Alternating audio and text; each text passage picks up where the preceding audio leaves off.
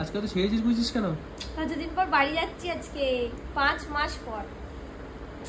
Hello everyone, আমার নতুন একটা ব্লগে তোমাদের সবাইকে ওয়েলকাম। আশা করি তোমরা সবাই খুব ভালো আছো আর আমিও খুব ভালো আছি। আজকের সকালটা একটু ক্লাউডি আর তোমরা দেখতেই পেলে আজ আমি এত দিন পর বাড়ি যাচ্ছি, তো এক্সাইটমেন্টটা প্রচুর। তো বড়মশাই এখানে অলরেডি প্যাকিং করে গাড়িতে তুলছে লাগেজ।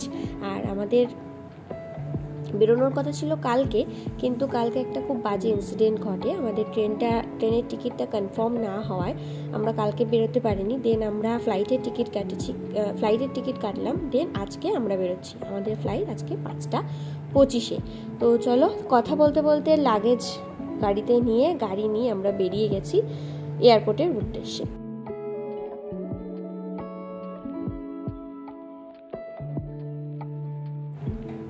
ফ্লাইটের টিকিট অনেক আগে থেকেই আমাকেও বলেছিল কাটার জন্য, কিন্তু আমি ওই যেটা হয় আর কি, বাঙালি গৃহবধূ সেভিংসের চিন্তা করতে গিয়ে আমি কেটেছিলাম ট্রেনের টিকিট। তো সেই সেভিংস করতে গিয়ে উল্টে আমার আরও এক্সট্রা খরচা হয়ে যায়। যেহেতু আমরা আগের দিন কেটেছি, মানে যেদিন যাচ্ছি তার আগের দিন, তো ফ্লাইটের ভাড়া আমাদের প্রচুর পড়েছিল। তো যাই হোক, সেসব কথা আর মাথায় নিয়ে লাভ নেই। এতদিন পর বাড়ি যাচ্ছি, সেই আনন্দটাকেই উপভোগ করা যায়। হায়দ্রাবাদের রাস্তাগুলো তোমাদেরকে আগেই বলেছি বেশ সুন্দর, কিন্তু এই এয়ারপোর্ট যাওয়ার এই যে রাস্তাটা, এটা আমার সবচেয়ে ভালো লাগে এই গাছগুলোর জন্য। এত সুন্দর দেখতে লাগে, যেন মনে হয় কোনো আঁকা ছবির মধ্যে বসে আছি।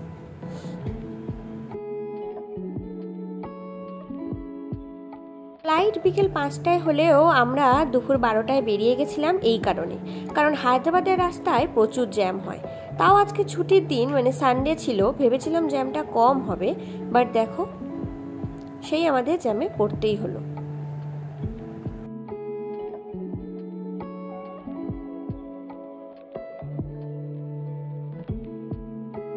তো শেষমেশ প্রচুর জ্যাম কাটিয়ে এখন ঘড়িতে বাজে 2:30। আমরা বেরিয়েছিলাম 11টা নাগাদ, আর এখন আমাদের এয়ারপোর্ট পৌঁছাতে বেজে গেল প্রায় দুপুর 2:30। এয়ারপোর্টের এই রাস্তাটা কি সুন্দর দেখতে না? কত সুন্দর গাছপালায় ভর্তি, চারিদিকটা সবুজে সবুজ।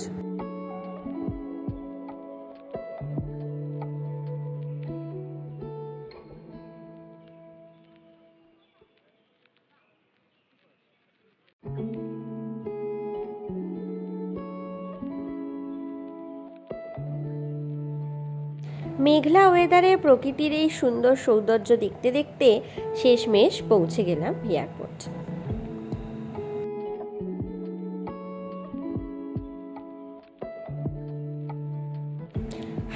হায়দ্রাবাদ এয়ারপোর্টটাও ভারী সুন্দর ভেতর থেকে। আমাদের চেকিং হয়ে গেছে, আর বোর্ডিং পাস আমরা কালকে রাতে টিকিট কাটার সাথে সাথেই পেয়ে গেছিলাম।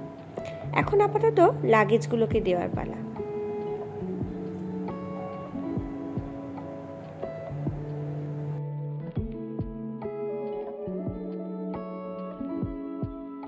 ঘড়িতে বাজে 3টে। সমস্ত কাজ কমপ্লিট করে আমরা বেরিয়ে পড়েছি এয়ারপোর্ট এক্সপ্লোর করতে।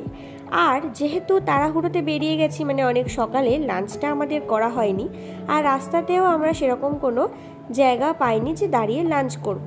আর তার উপর তো এসেছি উবেরে, তো সেই কারণে ওটাকে দাঁড় করিয়ে কিছু খাওয়া হয়নি। তো সবার আগে আমরা লাঞ্চ করব, তাই গেলাম ইন্ডিয়ান কাউন্টারে। তো এখানে গিয়ে সবার পাশ যেটা দেখলাম, এত প্রাইস, যেটা হওয়া স্বাভাবিক ছিল, তো খাওয়ার ইচ্ছাটা, মানে আমাদের অর্ধেক খিদে প্রাইস দেখেই হজম হয়ে গেছিল। কিন্তু কি করব, দুপুরের টাইম, সেই সকালে হালকা একটু ব্রেকফাস্ট করেছিলাম, তারপর আর কিছুই খাওয়া হয়নি। বেশ খানিকক্ষণ ঘোরাঘুরি করার পর বাজেটের মধ্যে দুটো খাবার পেলাম, এই একটা রাজকচুরি আর 1 প্লেট বিরিয়ানি। এই দুটোতেই 1 প্লেট করে নিয়ে আমাদের বাজেট ওভারলোডেড হয়ে গেছিল।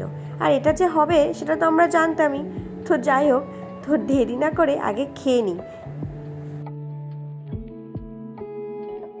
খাওয়া দাওয়া কমপ্লিট করে এখন ঘড়িতে বাজে 3:30। এখনও বেশ খানিকটা সময় হাতে আছে।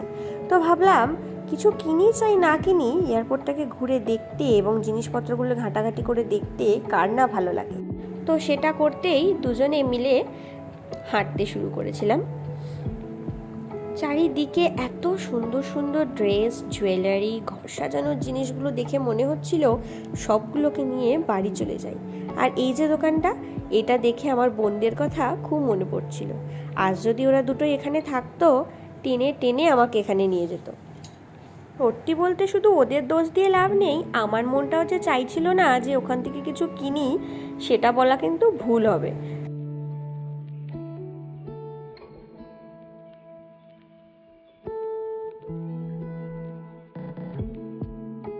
তো কিছুক্ষণ পর ঘোরাঘুরিতে আমরা যখন আমাদের গেট নাম্বারের কাছে আসি, তখন দেখলাম দূরে এই উড়ন জাহাজগুলো আমার দাঁড়িয়ে আছে, এক একজনকে তার নিজস্ব গন্তব্যে নিয়ে যাওয়ার জন্য অপেক্ষায়। দূরে একটা প্লেন এখানে ল্যান্ড করছে। কি যে ভালো লাগে এখানটায় দাঁড়িয়ে দাঁড়িয়ে দেখতে। তবে এখানে এসে শুনলাম আমাদের যে ফ্লাইট আছে সেটা 1 ঘন্টা লেট। তো অগত্যা অপেক্ষা করা ছাড়া কিছু নেই। তো শেষমেশ 1 ঘন্টার জায়গায় 2 ঘন্টা লেট করে আমাকে যিনি নিয়ে যাবেন আমার গন্তব্যে, তিনি এসে উপস্থিত হয়েছেন।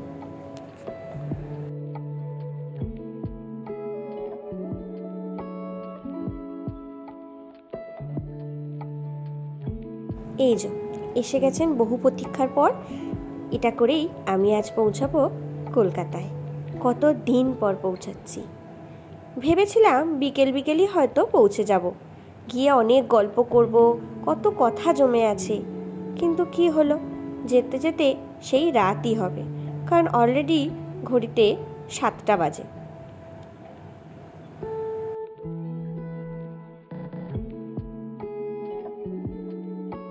ব্যাস, আমরা রেডি হয়ে গেছি ওড়ার জন্য। এই ফ্লাইটে উঠলেই আজ মে উপর আসমা নিচে গানটা আমার খুব ভালো লাগে শুনতে। তো চলো, টাটা হায়দ্রাবাদ, আবার অনেক দিন বাদে দেখা হবে। তবে ফ্লাইট লেট করে বেশ একটা ভালোই হয়েছে, কারণ আকাশপথ থেকে নিচের ভূমিকে রাতের দেখা এক অসাধারণ প্রাপ্য। সেটা আমি রাতের ফ্লাইটে না উঠলে জানতেই পারতাম না। এর আগে যখন ফ্লাইটে উঠেছি সেটা সকালে এক অপূর্ব সৌন্দর্য দেখা যায়, কিন্তু রাতের সৌন্দর্য সেটা বলে প্রকাশ করা যাবে না।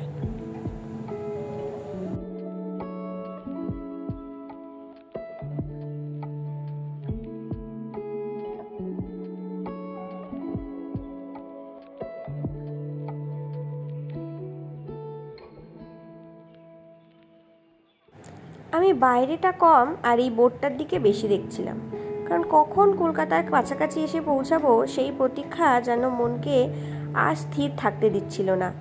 তো দেখতে দেখতে দেখো প্রায় আমরা এসে গেছি কলকাতার কাছে।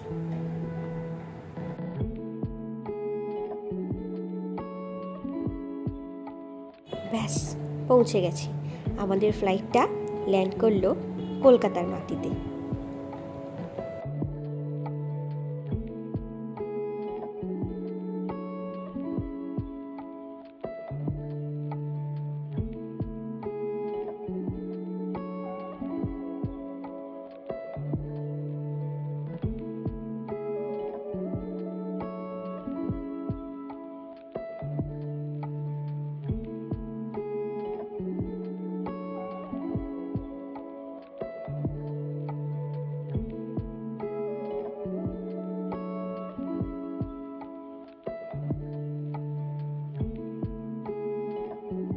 কলকাতায় এসে সবার আগে যেটা উপলব্ধি হলো সেটা হলো মাত্রাতিরিক্ত গরম। এত গরম যে ফ্লাইট থেকে নেমে আর দাঁড়ানো যাচ্ছিল না।